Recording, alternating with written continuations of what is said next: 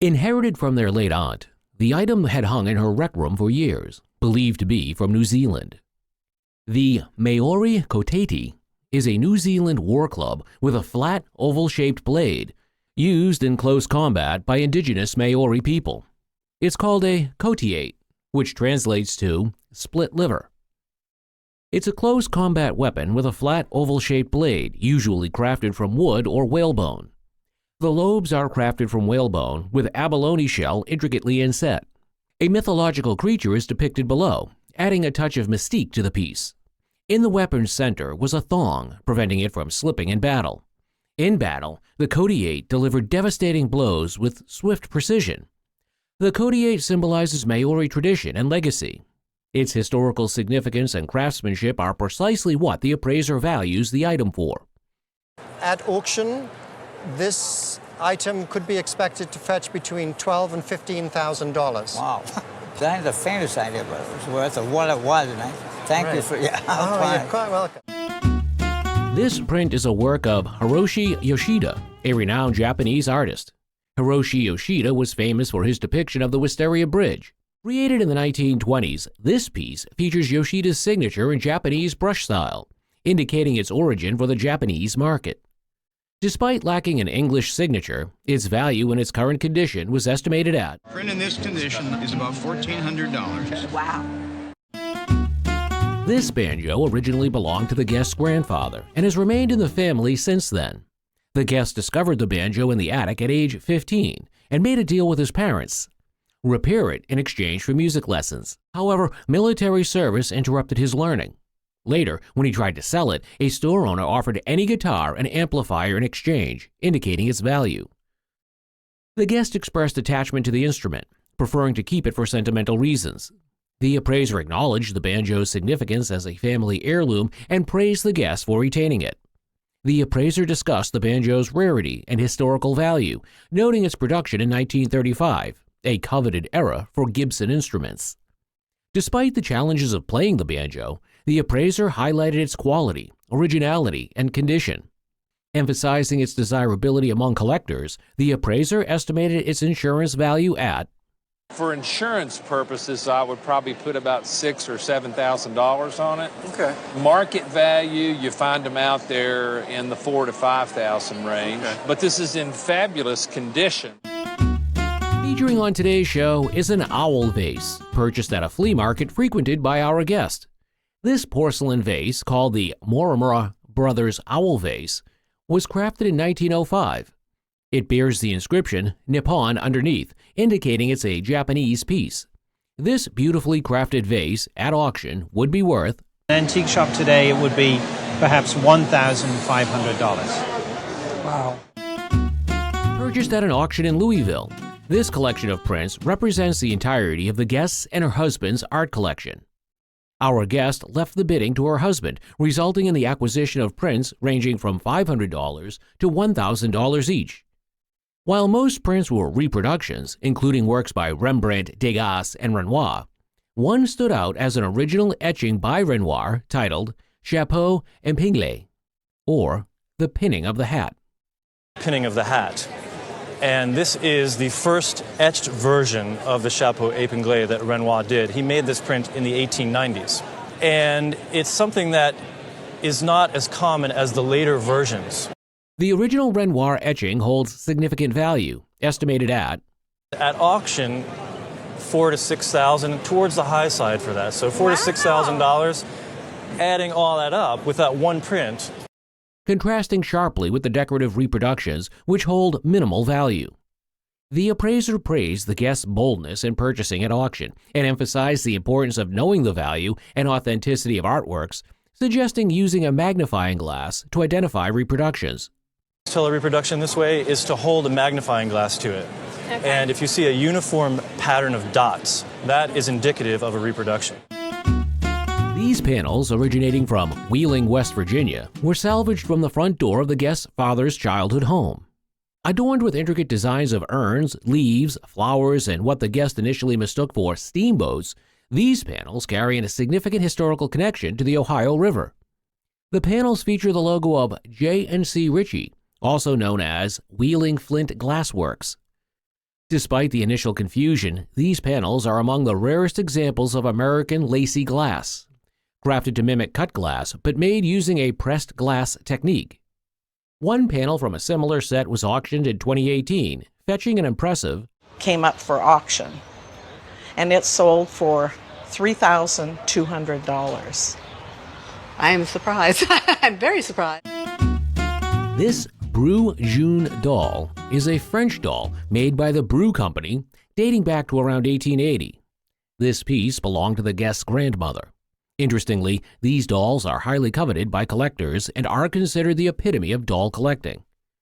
This particular doll has a bisque head and arms, with the shoes likely bearing the Brooch mark. However, despite the condition issue, this Brooch doll, a symbol of elegance, history, and craftsmanship, is priced at should be worth between $12,000 and $15,000. Wow. And this is the power of expertise and perfect attention to detail. I don't really know too much about it because when you live in a house with something, you don't pay attention to it. Used as a lawn or building decoration, this carved wooden American eagle represents the American dream, which is freedom and the right to succeed.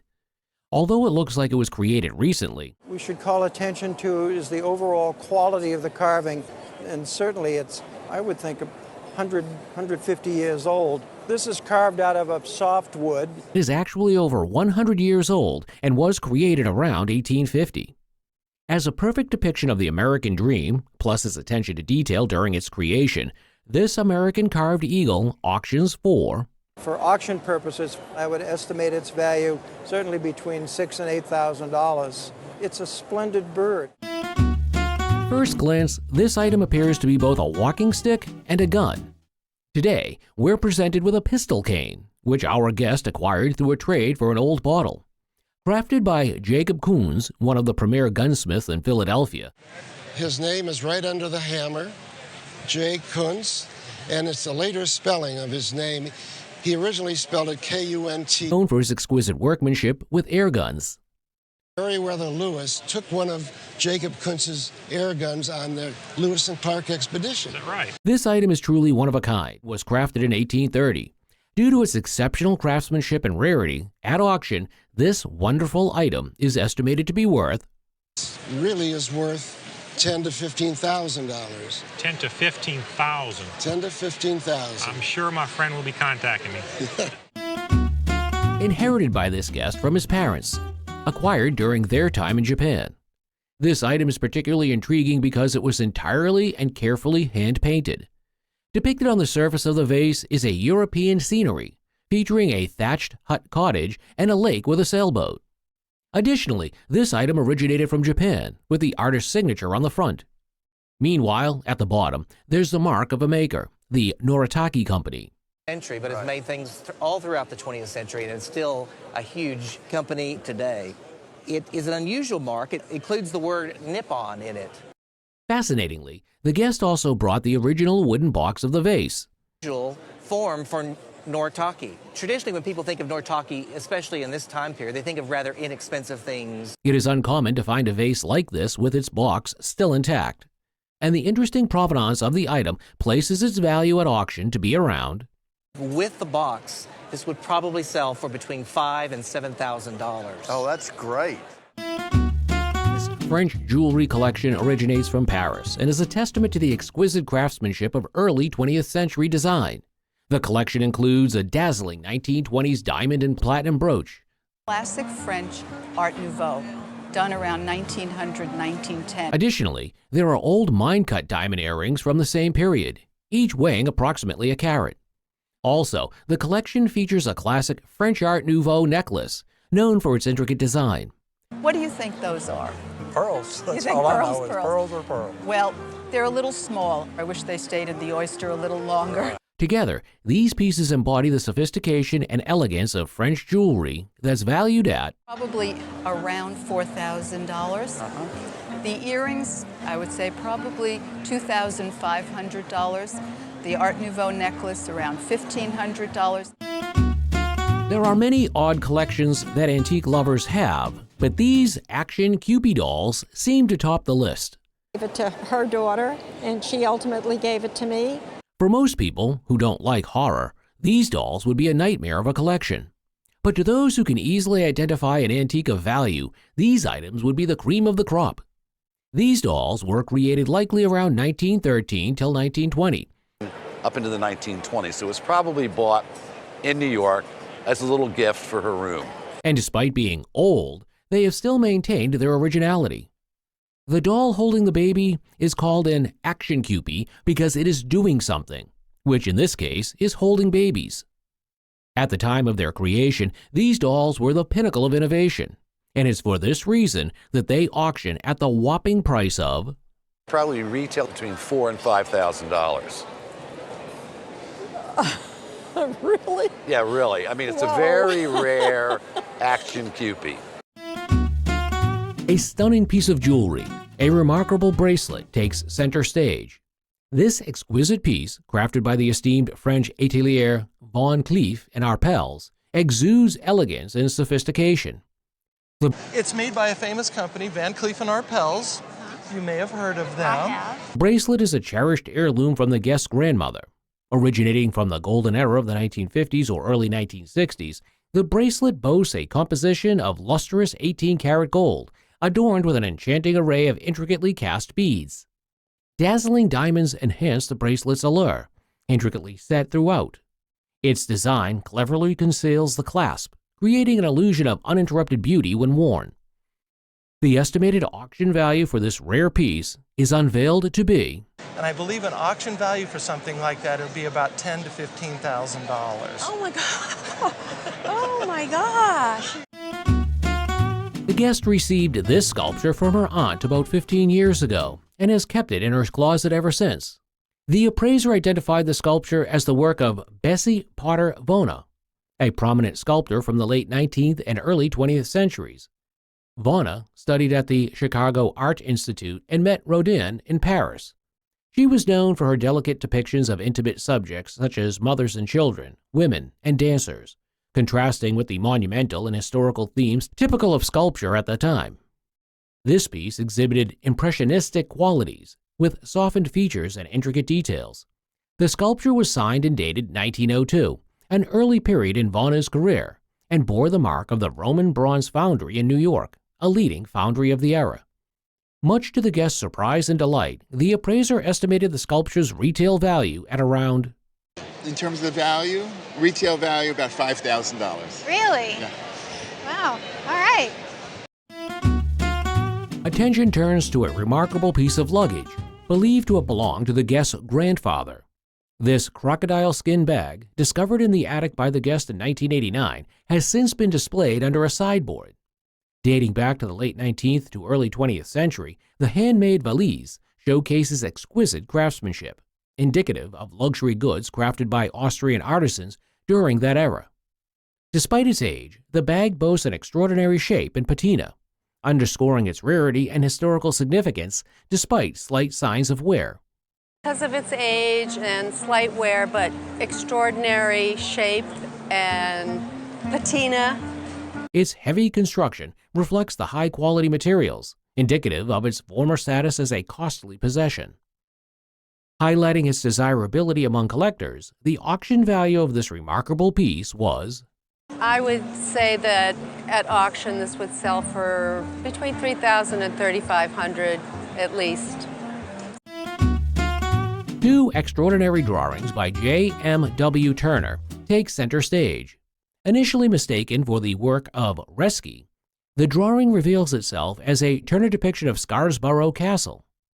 The dramatic depiction of the castle atop a cliff showcases Turner's mastery of topography that weren't of any particular consequence. We found this, and I likewise, and his ability to capture the whole drama with a minimal number of strokes. The second drawing, belonging to the guest's grandfather, was found amongst old pictures after his passing. Dating back to around 1809, the drawing depicts Whitehaven Port and exhibits Turner's swift shorthand style. Turner's drawings impress with their depth, drama, and economy of line, leaving a lasting impact on viewers. The first beautiful drawing is estimated to be worth around, and of course this is for insurance, and I would have thought something in the region of £10,000 is about right, something like that. Lovely. Very good. Due to slightly lesser quality compared to the first drawing, the drawing is valued at but it is also very interesting, and so I'm going to be a little more conservative with yours and put £6,000 on it for insurance. Yeah, got it. Yeah. a small box discovered in the depths of a handbag unfolds a tale of intrigue and discovery. Crafted from Hollywood wood, favored by a renowned Russian jeweler, the box's origins pique curiosity. Initially discovered among the guest's mother's belongings, its Russian provenance is confirmed by the inscription K. Fab, St. Petersburg, Moscow, Odessa, inside adding to its allure. Adorned with a heart-shaped jewel surrounded by diamonds and yellow enamel, the brooch excludes artistic intricacy.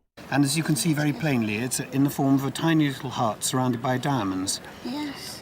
The brooch is a cherished memento of Russia's past, holding profound sentimental and historical value. Despite its modest value, the brooch's significance lies in its connection to the affluent Edwardian era. It was a shop for an Edwardian elite, really, with enormous spending power. I mean, luminous amounts of money. Despite its uncertain past, the brooch's estimated value is... Today, I think it might be worth £8,000. Attention turns to a cherished family heirloom, a banjo clock passed down through generations. Initially believed to be a grandmother's clock, it is later identified as a Willard's patent timepiece, dating back to 1815 to 1820. The clock bears the signature of Aaron Willard, Jr., a renowned clockmaker based in Boston. If you see enough of them, then you sort of can get a feel for the signature, and it says Aaron Willard, Jr. on the dial, It does? right across here. The clock's original tablets are rare due to the weight cord deterioration. Despite the replacement of the weight cord with braided nylon, the clock's integrity remains intact.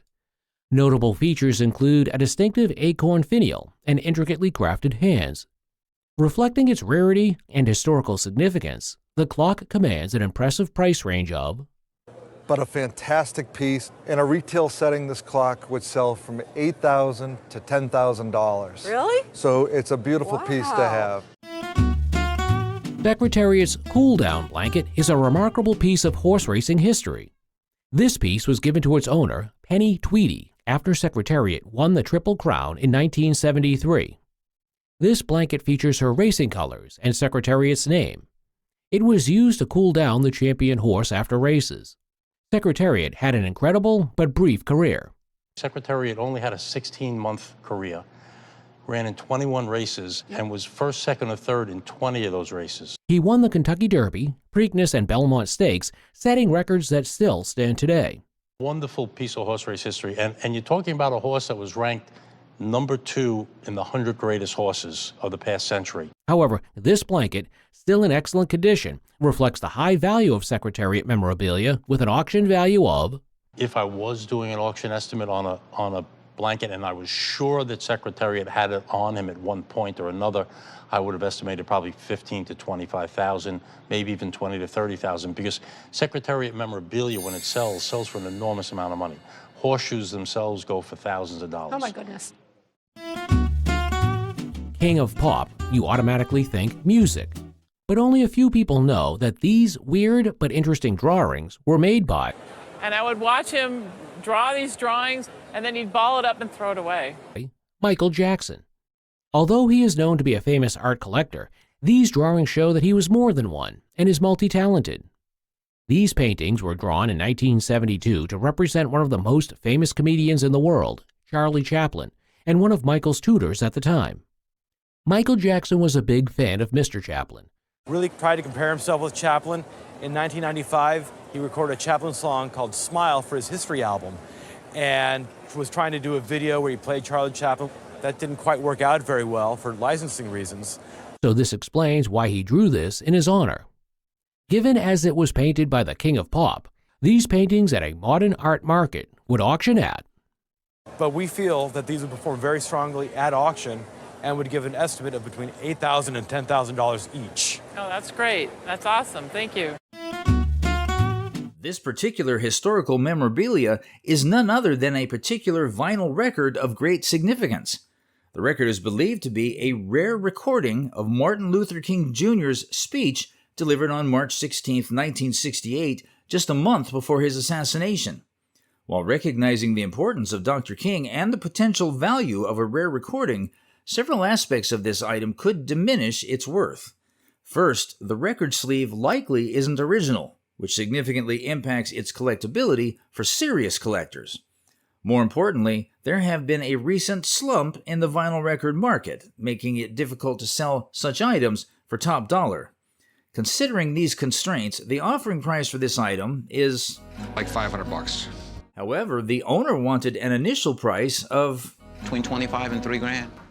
After negotiations, the seller reluctantly accepts the offer. You got the deal. All right, okay, I'll take it.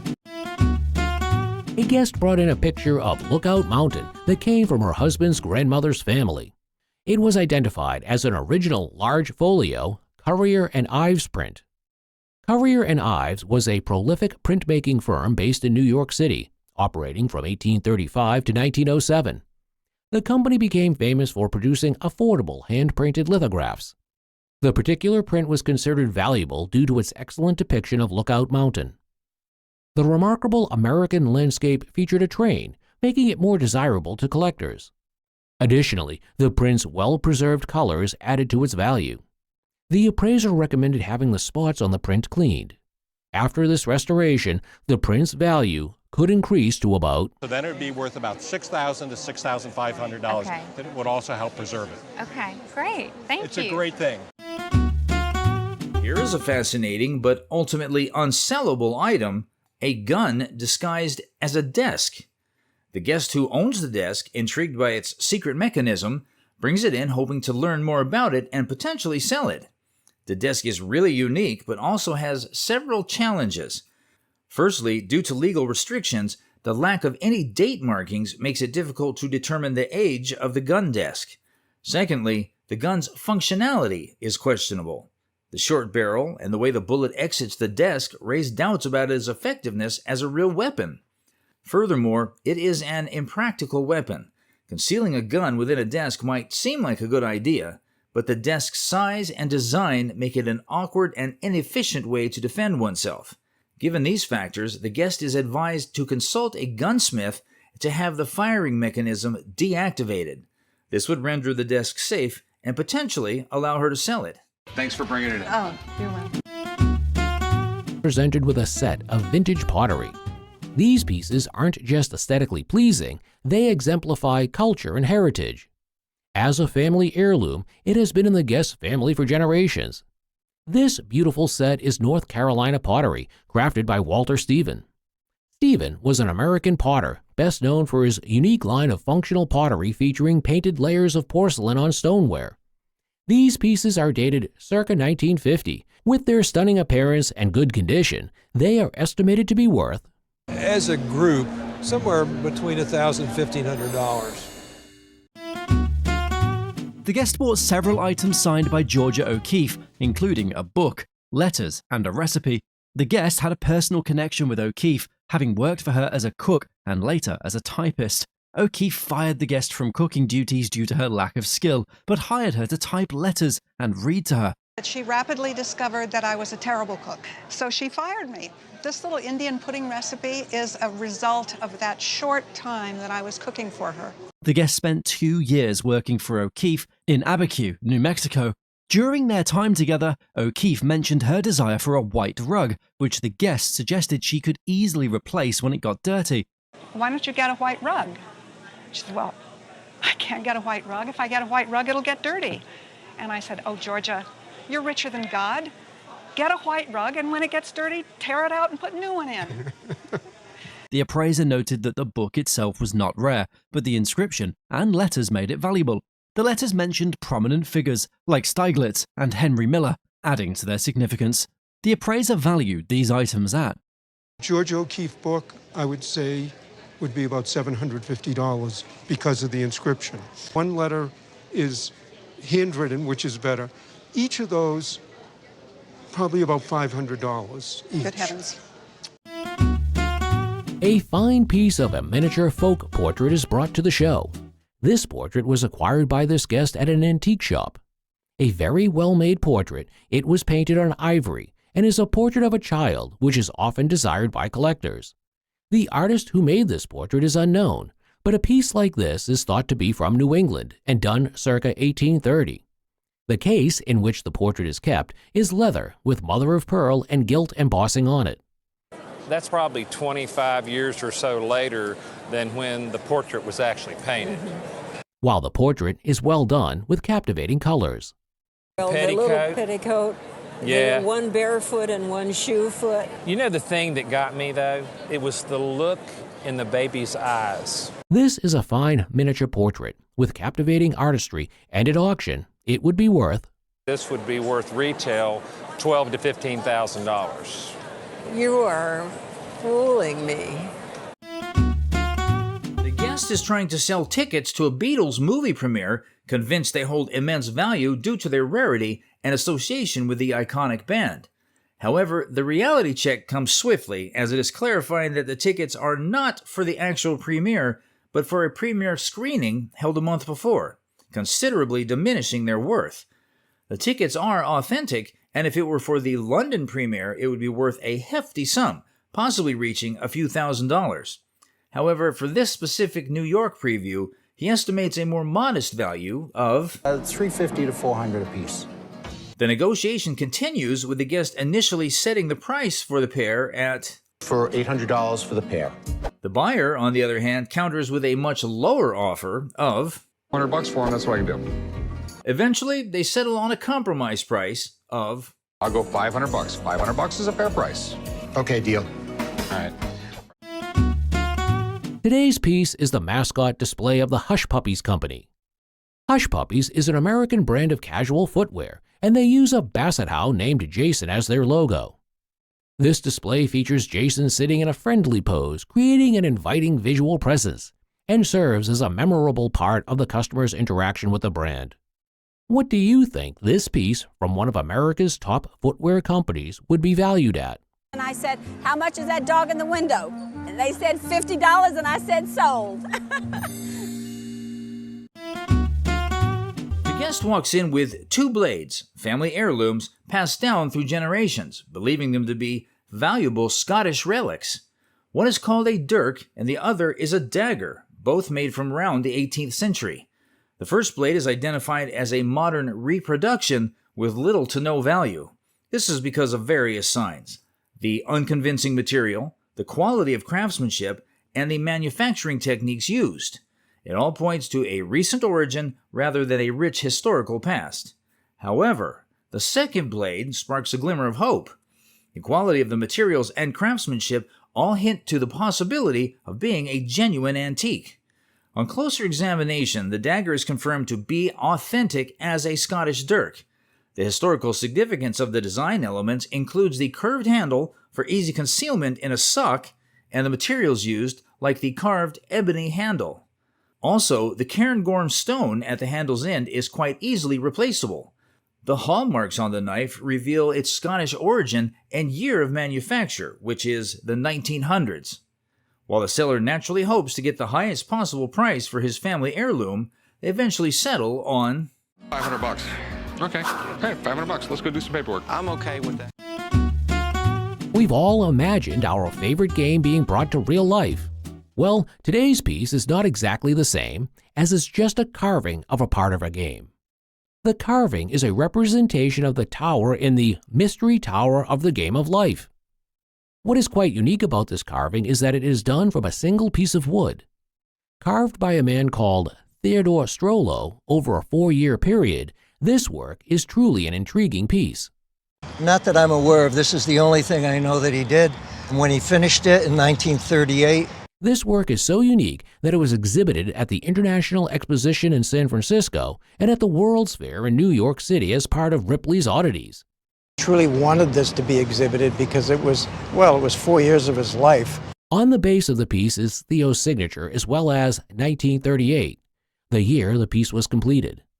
This piece is an example of true dedication and fine craftsmanship, and with its history and allure, it would be worth Being in the auction business, we're thinking somewhere, let's say $5,000 or more. Let's explore the world of antique music machines and the challenges of appraising their value. The guest brings in a 1901 Thomas Edison phonograph, excited about its historical significance and potential monetary value.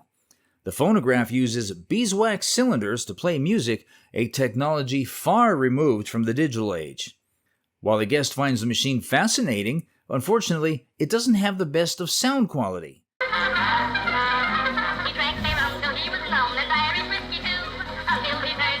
The initial reaction highlights a potential conflict: the historical significance of an item versus its functionality and appeal to a modern audience.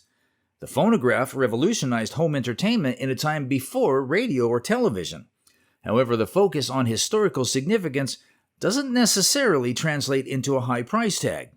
The market for such items is limited, and people might be interested in owning a piece of history, but they're unlikely to use it regularly. While the guest hopes to get about $1,400. The buyer counters with a much lower offer of $500. However, a deal was struck at $700. We got a deal, sir. Corey will take care of the paperwork. Guest shared the story of a mirror, originally bought by his maternal grandparents. The appraiser identified the mirror's maker as Vautrin, a renowned French jewelry and mirror designer. Vautrin was a family of jewelers and metalworkers initially focused on jewelry before gaining recognition for her mirrors. The particular item features a resin structure with intricate mirror panels, exhibiting great craftsmanship. The fragile piece was likely produced in the early 1960s and was acquired around the same time. They noted Vautrin's work remained relatively unknown until gaining recognition in 1986. The appraiser confirmed the mirror's authenticity by pointing out Vautrin's signature on the back of the panel. Based on current market trends, the appraiser estimated the mirror's auction value at beautiful mirror would be $40,000 to $60,000. Oh, wow. That's crazy. Take a look at this Mastodon tusk fragment brought in by a seller. $2,004. Okay. The seller mistakenly refers to mastodons as being exclusive to North America and believes humans hunted them to extinction. However, mastodons were more geographically dispersed, and their extinction likely involved multiple factors. The tusk itself is a fascinating piece. It is in really good condition and is ivory, which is basically tusk material. Age-wise, it is estimated to be tens of thousands to a few 100,000 years old. The most interesting detail, however, is the origin story provided by the seller.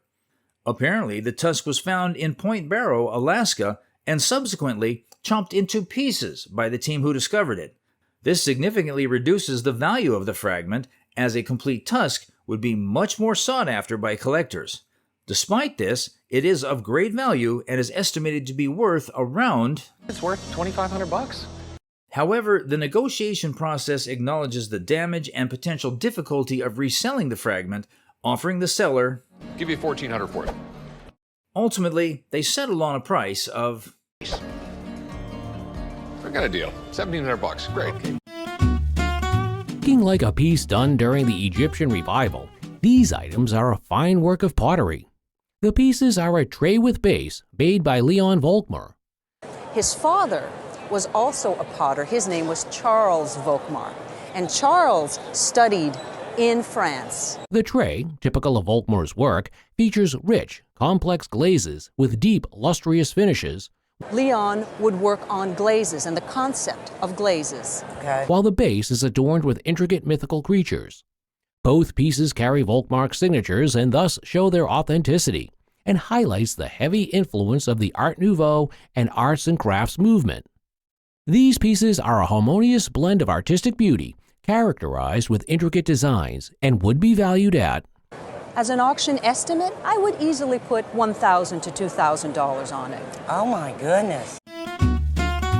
Our guest acquired an old trunk at an estate sale in Montecito, California for $25, noting it had Hermes plaques. The appraiser confirmed the trunk is by Hermes Frères, Hermes Paris, made between 1902 and 1919, and identified it as a steamer trunk used for transatlantic cruises. This trunk features compartments for hanging clothes, shoes, and various drawers, highlighting its practical design.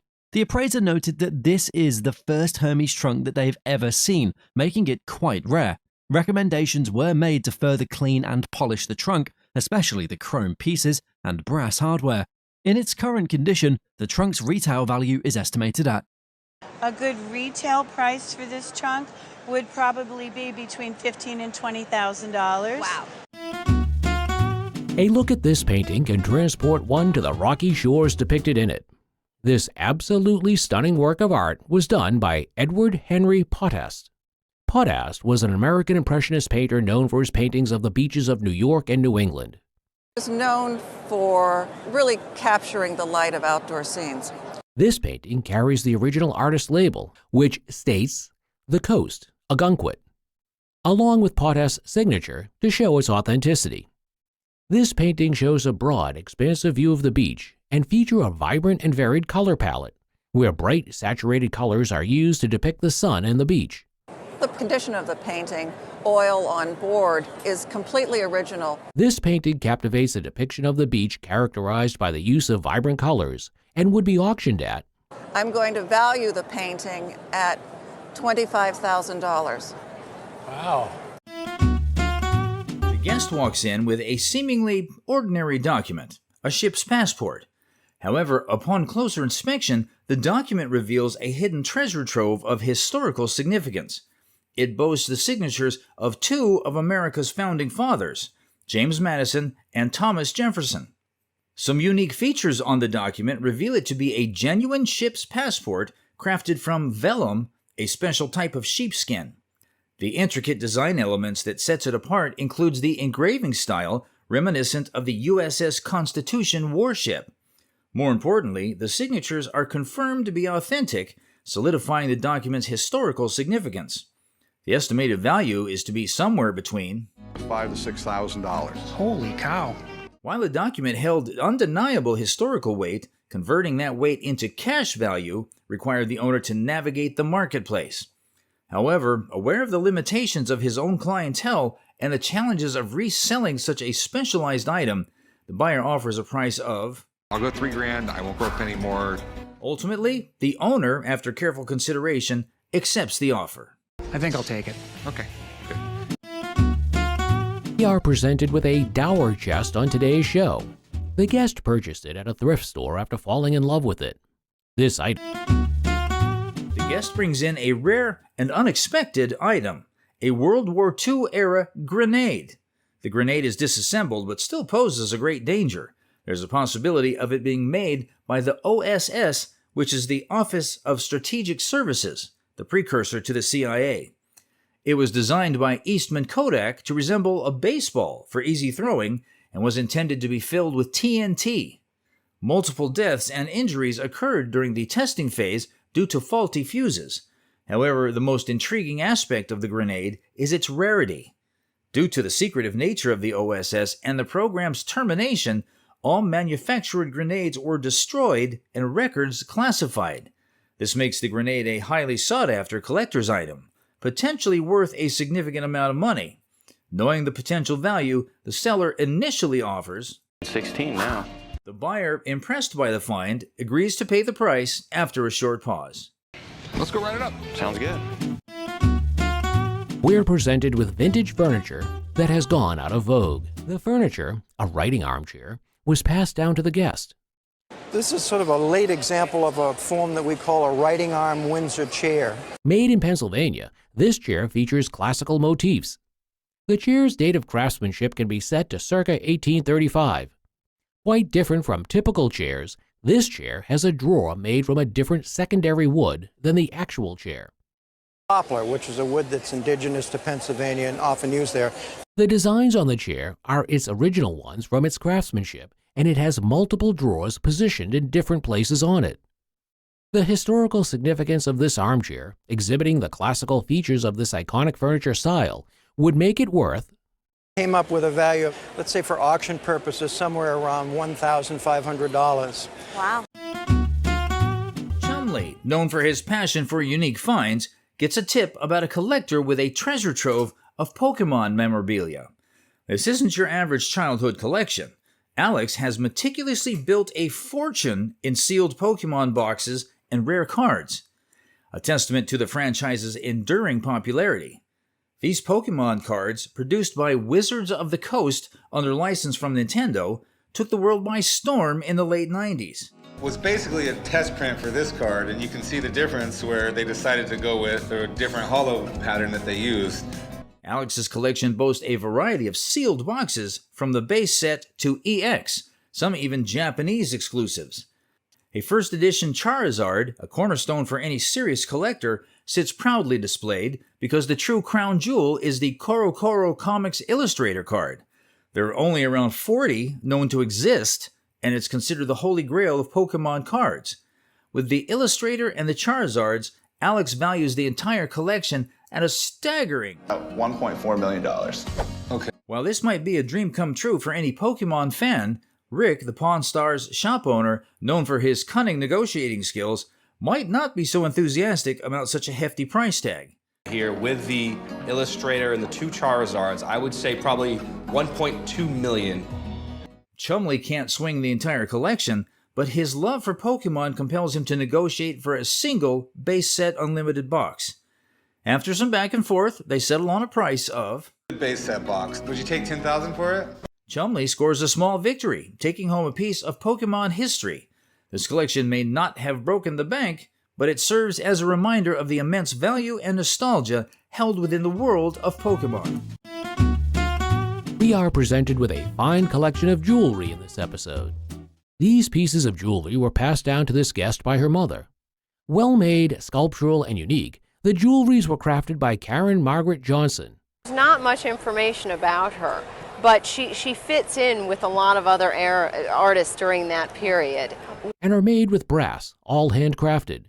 Some of the jewelry incorporates beadwork, which is often seen in the 1970s jewelry, as it adds a dimension to its design. Each jewelry features bold and funky styles that capture the unique fashion trends of the 1970s. It's wonderful jewelry. I love the 1970s sculptural, really interesting pieces. With unconventional shapes that make each one stand out as a distinctive statement accessory. This collection of jewelry captures hearts with its unique designs and shapes, and individually, each piece would be worth, a similar category as this set. So I would say, again, $1,000 to $1,500. This episode features quite the number of artifacts. Firstly, we have a baby rattle from the early 19th century. It's a whistle made of silver and a proportionately large pearl. It's a later hallmark. It's from 1860 to like 1890, so we know it's not really early stuff. The second artifact we are featuring is a baseball card of the New York Yankees' George Herman Babe Ruth, one of the first 5 inaugural members of the Baseball Hall of Fame. He is considered the greatest baseball player of all time. Next is a handwritten poetry signed by the great guitarist of the 20th century, James Marshall Jimi Hendrix. The next artifact is a picture of Abraham and Mary Lincoln from 1863. The following artifact is a rare Colt Army Model 1860. This revolver was used during the American Civil War, and approximately 200,000 were manufactured. Lastly, a rare and unique piece of Baltic amber housing a tarantula within it. Tell me about this paperwork. Where did you get this from? Yeah, I sent it off to Berkeley and to the entomology department. With authenticity beyond doubt, what value will one attribute to these rare and unique pieces of artifacts? There are many stories about World War I, but having a personal narrative of it is often more enlightening. This item, brought in by the guest, is an archive of a soldier who had been part of the war.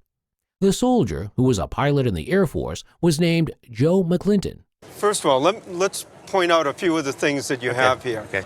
This is 2-volume diary. Yes. Joe was a photo reconnaissance pilot during World War I, taking pictures during the war, along with detailing information about his daily life, which are recorded in this journal. There is also a letter Joe had written to his family detailing his journey during the war. And I found it fascinating looking at the sections, reading about how they were flying, what they were flying. Telling us about the life Joe and other valiant soldiers who fought for freedom during the war. This archive is a collection of a valiant soldier's experiences and with its historical significance, it would be valued at Is probably in the $5,000 to $7,000 on a $10 investment. Yes, I'm ecstatic. I'm ecstatic. I'm bet you on red face right now. I appreciate it. This is a really unique item, a Remington pistol grown into a tree. The guest believes it to be a valuable collector's item and asks for $18,000 or $20,000 for it. It is really an intriguing piece and would probably be a great conversation starter. However, there are certain reservations about its value due to the loaded gun and its condition being grown into a tree. It turns out to be a Remington New Model Army used during the Civil War. In pristine condition, these could be valuable. However, determining the value of this particular pistol is difficult because of its unique condition. There's nothing to compare it to. The buyer decides to take a chance on this one-of-a-kind item. He initially offers, I paid $3,000 or $4,000, no problem. Nope. The guest isn't interested in selling at that price and decides to hold on to it. I'm gonna pour myself an adult beverage and sit around and tell stories about it and listen to other people tell stories. An incredible collection from the legendary surfer and wrestler Ron Drummond was brought to the show by the guest, who is his great-nephew. The items include a picture of this legend surfing. Yeah, I think the impetus for him was to educate people and to get them actively interested in the ocean. And another picture of him as a wrestler with his stage name, Whisker Blakes. Interestingly, this collection features his book titled The Art of Wave Riding, which is an incredible find for people in the surfing world. This particular book usually doesn't show up in good condition, but this item here is a personal copy of Ron Drummond. This makes it special, and at auction, together with the associated photographs and archival material from the family, it has a price value of would have an auction value of sort of $6,000 to $8,000 as a group. So it's a phenomenal collection and an amazing thing to see here in the beach in San Diego. Thank you.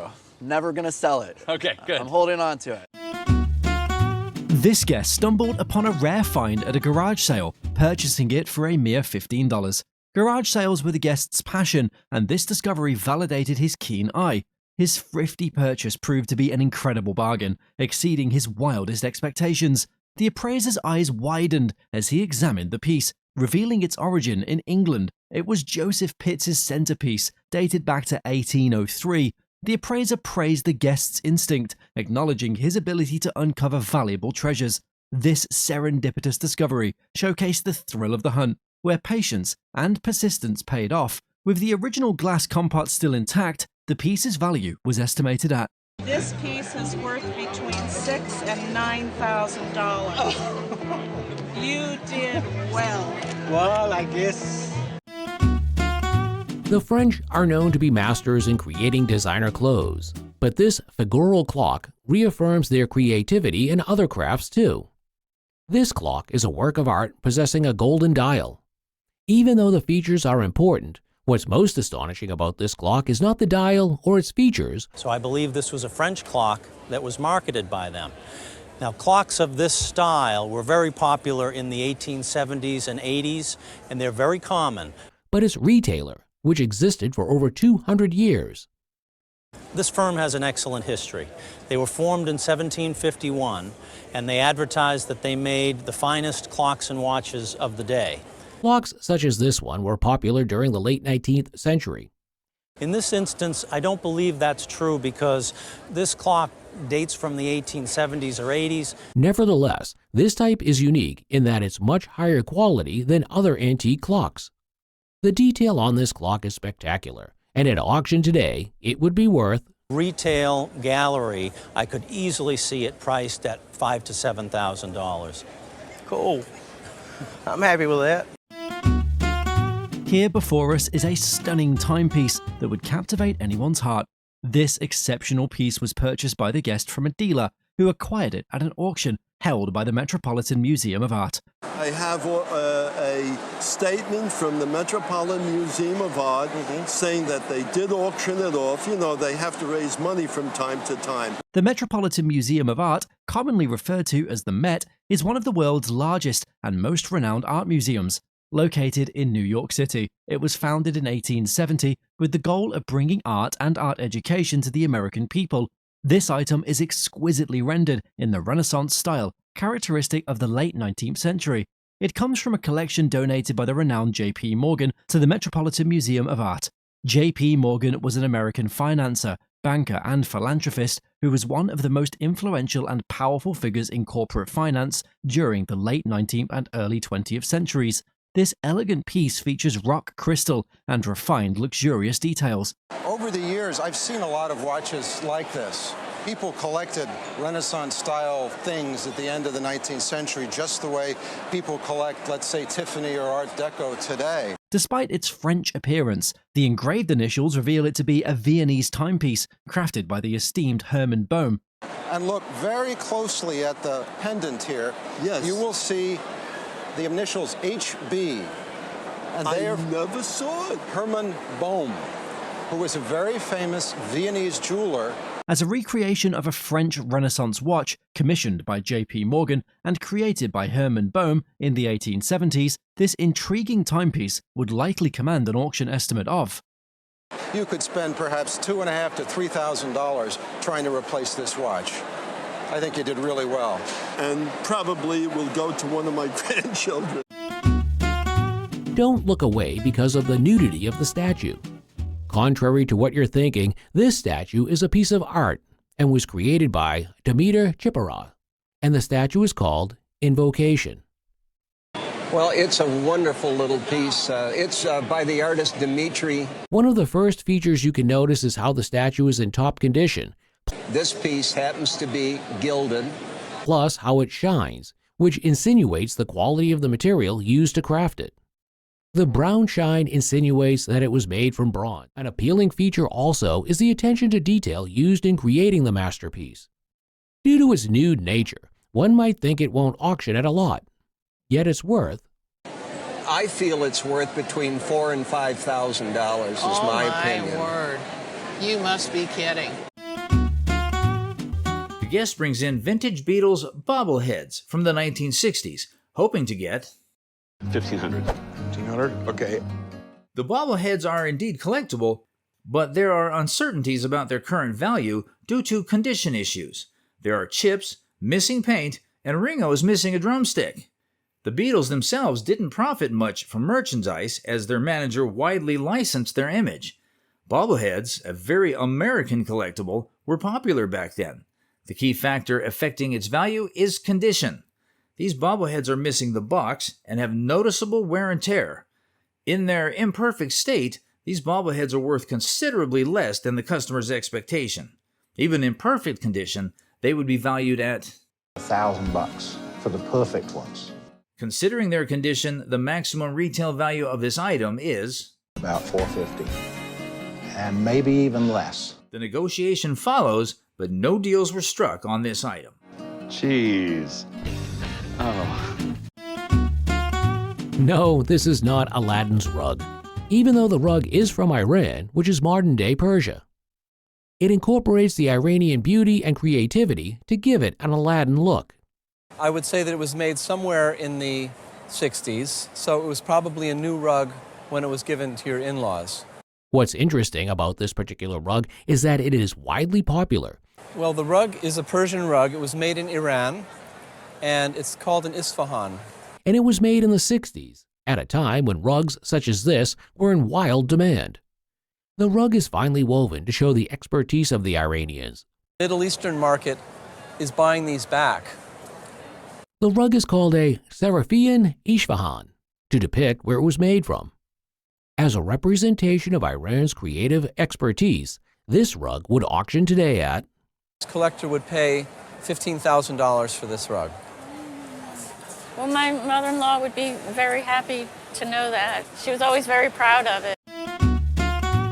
This is a 1937 Model L37 four-door sedan. It belonged to the guest's father, who believes its possible connection to gangster Bugsy Siegel significantly inflates its worth. The car underwent restoration in the 80s and is 90% original with the original inline 8-cylinder motor. It's got these lovely suicide doors, as well as all the original gauges, lights, turn signals, and everything seems to work fine. It's truly classic, pure 1930s gangster, and the fact that it has a story tied to Bugsy Siegel makes it a lot cooler. However, it has some issues, like the paint issues and the crazing on the hood. Irrespective of all of these, the car's originality is a major selling point for collectors.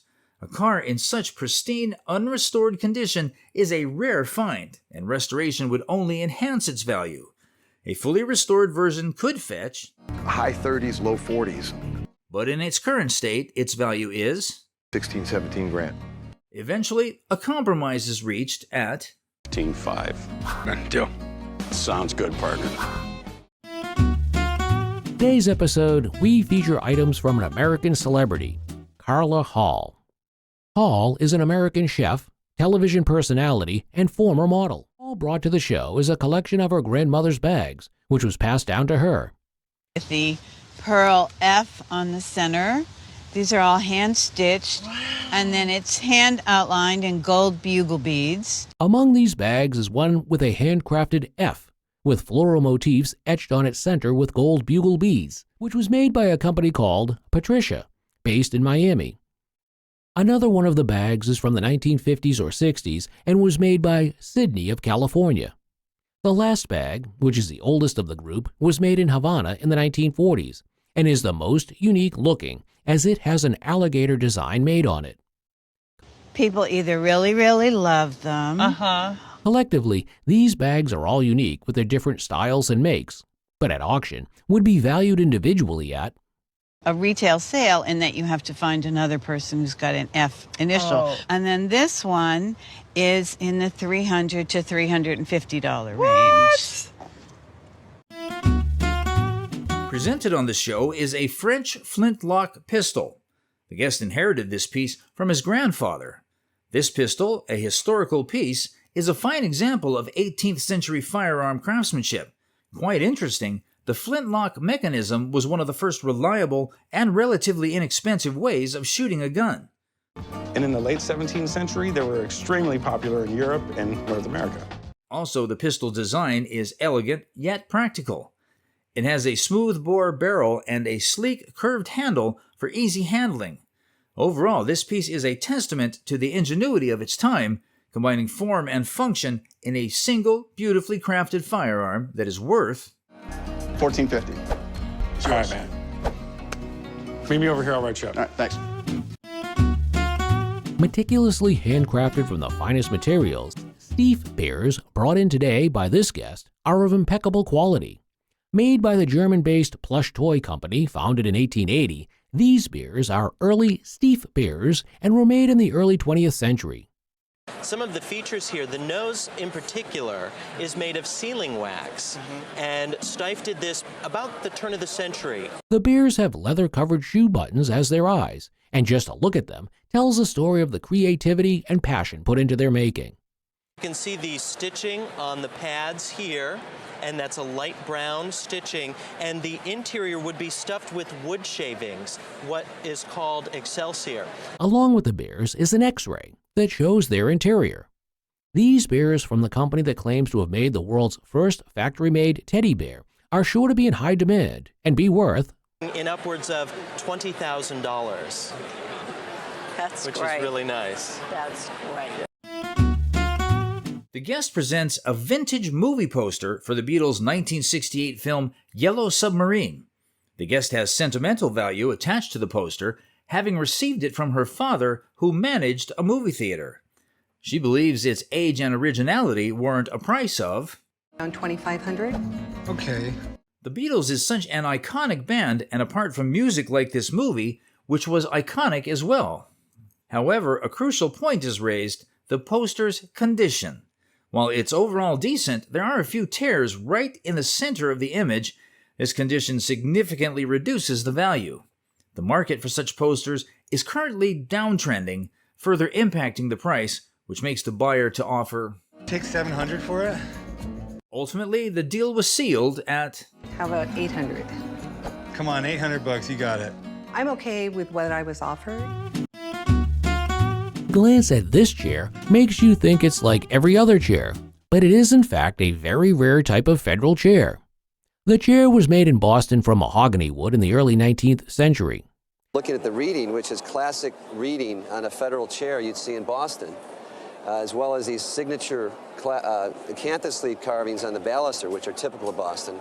Usually, chairs like these degrade or are attacked by termites, but this one in particular shows its quality as it's maintained its longevity. Contrary to what most would think, these chairs were not produced for federal figures. Rather, they were produced during the federal style period, which spanned from 1789 till 1823. Given its rare nature, today, this type of side chair would auction at, if they came up at auction, would be estimated at about $1,000 to $1,500. The guest brings in a concert poster for the Beatles' last official concert in 1966. He believes its historical significance and good condition warrant a fair price. This is indeed the last official concert before the breakup, and it wasn't their final performance, which was a rooftop concert. While acknowledging the poster's historical value, it is important to note that it's not exceptionally rare.